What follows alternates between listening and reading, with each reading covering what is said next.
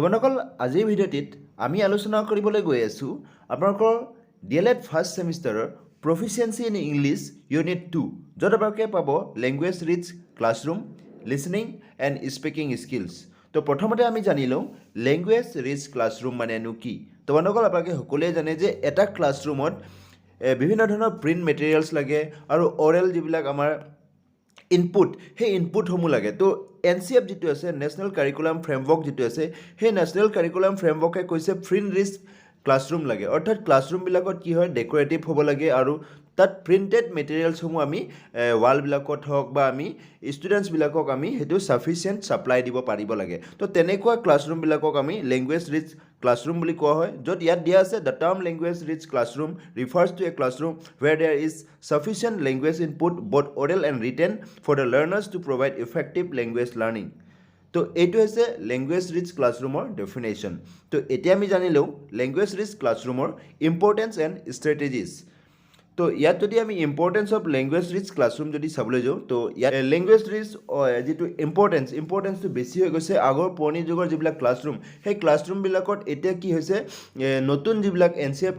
2005ৰ মতে ক্লাছৰুমবিলাকত এতিয়া ডেকোৰেটিভ হৈছে বিভিন্ন ধৰণৰ মেটেৰিয়েলছ আমি TLM কৰ্নাৰ হওক বা ৰিডিং কৰ্নাৰ হওক তো এনেধৰণৰ বিভিন্ন ধৰণৰ কৰ্নাৰৰ জৰিয়তে বা ক্লাছৰুম যিবিলাক TLM আমি সজাই ৰাখোঁ বা যিবিলাক বুকছবিলাকো প্ৰিণ্টেড মেটেৰিয়েলছ হয় এই বুকছবিলাক বা অন্যান্য যিবিলাক টেক্সট বুকৰ উপৰিও যিবিলাক আমি বুকছ ছাপ্লাই দিওঁ লাইব্ৰেৰী বুকছ হওক বা বিভিন্ন ধৰণৰ পয়েম বুকছ হওক সেই পিকচাৰ বুকছ সেইবিলাক আমি ক্লাছৰুমবিলাকত আমি ডেকোৰেট কৰি ৰাখোঁ সেইবিলাকে কি কৰিছে ল'ৰা ছোৱালীক আকৰ্ষণ কৰিছে আৰু এই আকৰ্ষণীয় কৰাৰ মূল উদ্দেশ্যটো হৈছে ল'ৰা ছোৱালীক মানে বিদ্যালয়মুখী কৰা তো বিদ্যালয়মুখী কৰাৰ ক্ষেত্ৰত লেংগুৱেজ ৰিচ ক্লাছৰুমটো বহুত ইম্পৰ্টেঞ্চ এই কথাটো ইয়াত কৈছে আপোনালোকে এইটো ইয়াত আপোনালোকে যদি ভালকৈ পঢ়ে ইয়াত আপোনালোকে পইণ্ট ৱাইজ বনাই ল'ব পাৰিব আৰু পইণ্ট ৱাইজ যেতিয়া বনাই ল'ব পাৰিব তেতিয়াহ'লে আপোনালোকে এক্সাম পাৰ্চপেক্টিভৰ কাৰণে আপোনালোকৰ সুবিধা হ'ব এতিয়া আমি জানিলোঁ strategies for organizing language rich classroom তো আপুনি লেংগুৱেজ ৰিচ ক্লাছৰুম কেনেধৰণে আপোনাৰ যিটো স্কুলত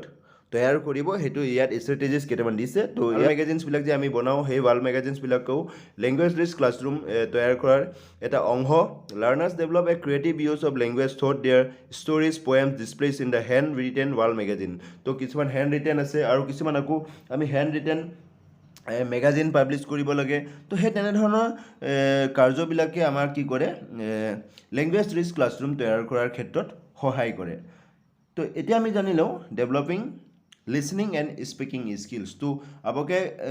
ইউনিটটোত তিনিটা বস্তু পাব য'ত আপোনালোকে লেংগুৱেজ ৰিচ ক্লাছৰুম সেইটো মই ইতিমধ্যে আপোনালোকক জনাই থৈছোঁ তাত বিশেষকৈ লেংগুৱেজ ৰিচ ক্লাছৰুমৰ ডেফিনেশ্যনটো আপোনালোকে জানিব লাগিব ইম্পৰ্টেঞ্চ আৰু ষ্ট্ৰেটেজিজ এই তিনিটা বস্তু জানিলেই হ'ল এতিয়া আমি জানিলোঁ developing listening and speaking skills তো ইয়াত কৈছে the aims of listening and speaking skills are to be enable to the users of English to cope with the variety of situations where oral English would be necessary. Some of the situations, yet কিছুমান situation দিয়া আছে listening to various radio and television programs, listening to a talk or an announcement, participating in a discussion, debate, seminar or a meeting, but is participating in a face-to-face or telephonic conversation, listening to sports commentaries, music songs, etc., facing interviews, facing oral tests, etc., transacting day-to-day activities in shops, banks, hospitals, and other similar organizations. So, এইবিলাক কিছুমান situation য'ত আমাক oral skillsৰ প্ৰয়োজন হ'ব. In order to develop these skills, we need to have at our disposal a number of linguistic and sociolinguistic abilities. So, এই যে oral skill develop কৰিবৰ কাৰণে আমাক কিছুমান স্কিল লাগে সেইবিলাক হৈছে লিংগুইষ্টিক স্কিলো লাগিব আৰু কিছুমান ছ'চিয়েল লিংগুইষ্টিক এবিলিটিজৰ প্ৰয়োজন হয় the term social linguistic abilities refers to the learner knowledge of social conventions that govern the use of language in real life situation তো আপোনালোকৰ কুৱেশ্যন আহিব পাৰে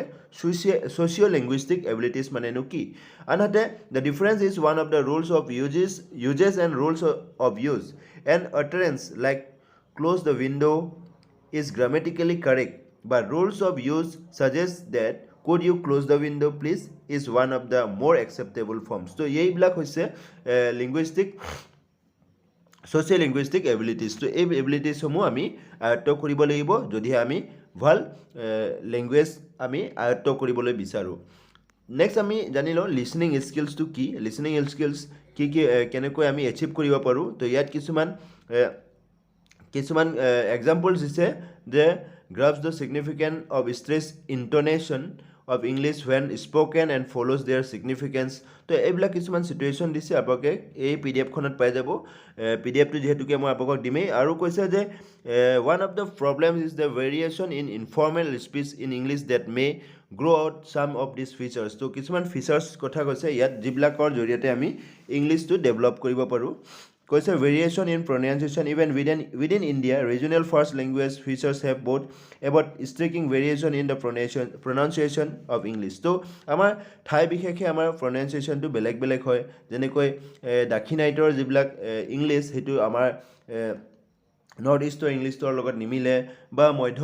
ভাৰতৰ ইংলিছৰ লগত আমাৰ নৰ্থ ইষ্টৰ ইংলিছ তেনেকুৱা যিবিলাক প্ৰনাউন্সিয়েশ্যন সেইবোৰ নিমিলিব পাৰে তো সেইবিলাকে ঠাই বিশেষে যিবিলাক ভেৰিয়েশ্যনৰ কথা কৈছে প্ৰনাউন্সিয়েশ্যনৰ ক্ষেত্ৰত ভকেবৰ কথা কৈছে ভকেবুলেৰিটো আপোনালোকৰ বহুত প্ৰয়োজনীয় যিহেতুকে যিকোনো এটা লেংগুৱেজ জানিবৰ কাৰণে ভকেবটো আমাৰ লাগিবই ইউজ অফ ক্লিপেড ফৰ্মছ কৈছে নেক্সট স্পিকিং স্কিলছ কেনেকৈ আমি আয়ত্ত কৰিব পাৰোঁ ইয়াত কৈছে use proper pronunciation and stress and intonation, select appropriate words, phrase and sentences, use appropriate pause in speech, use varied types of sentence, present her his ideas in proper sequence. তো এইবিলাক কৈছে তাৰপিছত কিছুমান প্ৰব্লেম আছে যিবিলাক প্ৰব্লেমৰ জৰিয়তে আমাৰ ইংলিছৰ আয়ত্ত কৰাৰ ক্ষেত্ৰত স্পিকিং স্কিলছ আমি কি হয় আমাৰ দুৰ্বলতা থাকে কিছুমান দুৰ্বলতাৰ কাৰণে আমি ইংলিছ স্পিকিঙৰ ক্ষেত্ৰত অকল আমাৰ সমস্যা আহে তো তাৰে ভিতৰত কিছুমান সমস্যা আছে সাইনেছ অৰ্থাৎ লাষ্ট ভাৱটো আমি আমাৰ মোৰ ভুল হৈ যাব পাৰে নেকি বা মোৰ ভুল হৈছে নেকি তেনেকুৱা কাৰণত আমাৰ সাইনেছ থাকে সেই সাইনেছটোৰ কথা কৈছে আৰু কৈছে লেক অফ মটিভেশ্যন আমাক মটিভেট কৰাৰ মানুহৰ অভাৱ থাকে যিহেতুকে আমাৰ যিবিলাক মাদাৰ টাং MIL যিটো আছে MILৰ লেংগুৱেজটোক আমি প্ৰাধান্য বেছি দিওঁ যাৰ কাৰণে আমাৰ মটিভেশ্যনৰ ক্ষেত্ৰত ইংলিছ লেংগুৱেজটোৰ মটিভেশ্যনৰ ক্ষেত্ৰত আমাৰ পিছ পৰি থাকে প্ৰিফাৰেঞ্চ অফ L1 অৰ্থাৎ আমি যিকোনো ভাষা L1ত আমি ক'বলৈ বিচাৰোঁ ব্যক্ত কৰিব বিচাৰোঁ যাৰ কাৰণে ইয়াত আমাৰ সেইটোবিলাক কি হয় দুৰ্বলতা হৈ পৰে ইংলিছ আয়ত্তৰ ক্ষেত্ৰত নেক্সট কৈছে লিসনিং উইথ কম্প্ৰিহেনশ্যন তো আপোনালোকৰ যিটো মই বেলেগ একো ইনক্লুড কৰা নাই ইয়াত আপোনালোকৰ যিটো কাৰিকুলামত যিটো আছে অৰ্থাৎ চিলেবাছত যিটো আছে সেই পইণ্টকেইটাহে মই ইয়াত ইনক্লুড কৰিছোঁ তো আপোনালোকে পইণ্ট তাত পাব আপোনালোকে লিসনিং উইথ কম্প্ৰিহেনশ্যন তো ইয়াত প্ৰথমতে আমি জানিলোঁ extensive listening and intensive listening তো extensive listening refers to a listening task which could be an interesting story, a radio program or an anecdote তো এই কথা কৈছে সেই লিসনিং যিটো এক্সটেনচিভ লিসনিং মানে হৈছে লিসনিং টাস্ক যিবিলাক আমি শুনি থাকোঁ ইণ্টাৰেষ্টিং ভাল লগা কাহিনী শুনো বা ৰেডিঅ' প্ৰগ্ৰামছবিলাক শুনো সেইবিলাকেই হৈছে extensive listening the learner listens for pleasure and enjoyment আৰু এইটো কেৱল প্লেজাৰ আৰু এনজয়মেণ্টৰ কাৰণে শুনা হয় It is an activity that can take place both inside and outside the classroom. তো এইটো inside the classroom হ'ব পাৰে বা outside the classroom হ'ব পাৰে Next, intensive listening to key. Intensive listening refers to a close listening task usually carried out as a part of classroom activity. তো এই যেটো extensive হৈছে joyful আৰু প্লেজাৰৰ কাৰণে আমি এণ্টাৰটেইনমেণ্ট আৰু প্লেজাৰৰ কাৰণে আমি শুনো আনহালে ইণ্টেনচিভ লিসনিংটো হৈছে আমি যিবিলাক ক্লাছৰুম আমাৰ ছাৰসকলে কোৱা কথাবিলাক যেতিয়া আমি শুনো সেইটো হৈছে intensive listening it is an activity that requires a high degree of concentration in listening because invariably follows a task তো ইয়াত কৈছে আমি সেই ইয়াত বেছিকৈ কনচেনট্ৰেট কৰাৰ প্ৰয়োজন থাকে ইণ্টেনচিভ লিসনিঙৰ ক্ষেত্ৰত the most common classroom intensive listening activity includes তো লিসনিং এক্টিভিটিজ কোনবিলাক হয় ইণ্টেনচিভ লিসনিং স্কিলছ বা ইণ্টেনচিভ লিসনিং এক্সাম্পলছ যদি আমি চাবলৈ যাওঁ যেনে ডিক্টেশ্যন শ্ৰুতলিপি যিটো কওঁ আমি oral classroom interaction and so' on যিবিলাক আমাৰ শিক্ষক আৰু ছাত্ৰ ছাত্ৰীৰ মাজত যি ইণ্টাৰেকশ্যন সেই ইণ্টাৰেকশ্যনবিলাকো ইণ্টেনচিভ লিসনিঙৰ ভিতৰত পৰে Next আহি গ'ল stories, jokes and real life anecdotes related orally or read out from a book, songs, poems, etc. recited out well. তো এইবিলাক কিছুমান এক্সাম্পল দিছে আনহাতে আমাক কৈছে in a second type of listening activity learners would be required to give short response or long response কেতিয়াবা আমি short responseৰ প্ৰয়োজন হয় বা কেতিয়াবা আমাৰ long responseৰ প্ৰয়োজন some of the tasks for listening comprehension include তো tasks for listening comprehension ইয়াত কৈছে carrying out instruction taking MC items detecting mistakes responding orally or in writing to oral questions translating এইবিলাক হৈছে টাস্ক কিছুমান next summarizing encouraging group work and pair work problem solving এইবিলাক হৈছে কিছুমান task next আহি গ'ল sound system of English sound ছিষ্টেমত ইংলিছত আমি যদি প্ৰধানকৈ চাবলৈ যাওঁ 44 থাকে ফনিমছত 44 থাকিব ভাৱেলছ 20 থাকিব তাৰপিছত কনচনেন্সত 24 নেক্সট পিয়ৰ ভাৱেলছত 12 থাকিব আৰু